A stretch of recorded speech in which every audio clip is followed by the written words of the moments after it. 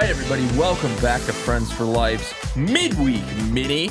We've got another story for you from our friends over at Disability Scoop, and this one is pretty interesting, actually, because there's a new nonprofit out there that's aiming to keep what they call people that, age out of disability programs and learning opportunities from quote-unquote falling off the cliff, which basically they're stating means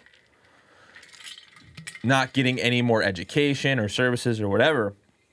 So in this case, they're talking about an individual who's in his early 20s. He's out of school. He's out of all the programs he can get into up to that age. And now he's just kind of at home. He doesn't know what to do. Yeah. Employment opportunities are a little tougher to come by. And so there's this program at the Monmouth Ocean Foundation for Children is working to keep that education going and teaching skills throughout time. And Tony, you've been in the field for a very long time. So how often do you see stuff like this happen? I mean, is there an age? This is out in New Jersey. I mean, here in Ohio, how is that? Yeah, you know what? We're better off here in Ohio than I think in some of these bigger places, and especially Northwest Ohio. I see a lot of places. I got to give some big shout outs to, like Assured Health. You First, some of the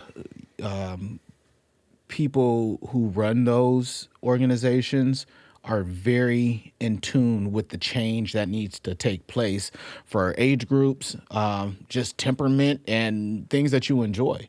Everybody with a developmental difference does not want to play tic-tac-toe all day, and there are people who want to learn true life skills to continue. And the article I'm sure is saying, when you're age such and such and such and such, you can be a part of that. But then as soon as you age out, now you can't be a part of that. But what if you need a couple more years and to be truly effective? So like I said, I've noticed here there's a lot of good conversations that created change. Yep. And part of the article saying, this is a parent talking about the child. She said, prior to the COVID pandemic situation, my son was working and, he's starting school, or he was starting with the school program in the community and doing different jobs that he liked. He worked at Bed Bath & Beyond and then at the cafeteria at the university, and he loved it. But because everything that's happened, he hasn't been able to work in a year. So, I mean, a lot of people seem to be in that boat right now. Yeah. They either choose not to work or they haven't been working, which, I don't know. Can you blame them sometimes? Right. I mean, if I was getting $1,000 a week for, again, super politicized right there. But she's saying, my son is happiest when he's working and he's got a schedule and he knows what he's doing next. And that's why this type of program is so critical. There are thousands of kids just like him in New Jersey who need a place to be able to continue working, growing skills and stuff like that. So what kind of other programs are available if you know off the top of your head for people to continue learning and stuff as they get older, or even what we provide here to help a little bit? I really think the job coaching programs are the best for every person who can be a part of them.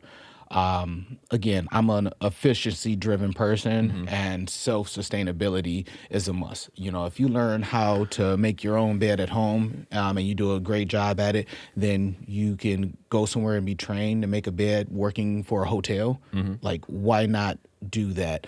So there's different social organizations. I can't pinpoint one, but it takes nothing to Google it or talk to a county board official in your county or city, and they'll be able to direct you there. But again, it's who's really making the last-ditch effort to go through with it, because it's not always easy. There's waiting lists that you have to deal with. There's different obstacles that every person has to go through to get to where they want to go.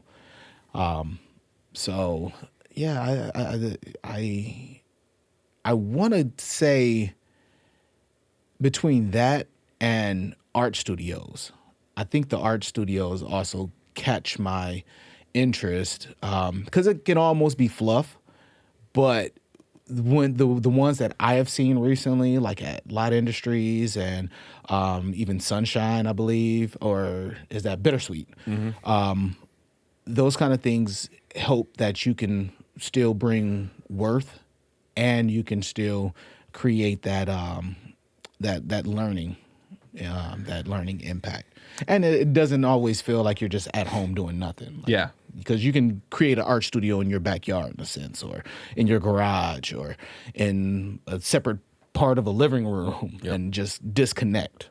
And kind of like what we talked about with Mike on a recent podcast, Mike Hayes, I mean, all these outlets, whether it's work or creating or music or art or whatever, are great outlets for people, or getting outside, going to camps like we just talked about in another episode. All this stuff is great to just, instead of sitting at home, because I go crazy sitting at home. I'll lose my mind if I'm just like, I'm not a sit on the couch and just chill kind of guy. I always got to be doing something. Yeah, so. for that year of 2020, it was tough for me to have to figure out how to be good at what I do again. Absolutely. So on that note, I want to thank you all for watching or listening to this Midweek Mini. If you can, if you're on YouTube, go down below, hit that subscribe button. Make sure to throw a like up there for us. We got new episodes coming out every week. We got the Friends for Life podcast, the Midweek Mini, Medical Mondays, and soon...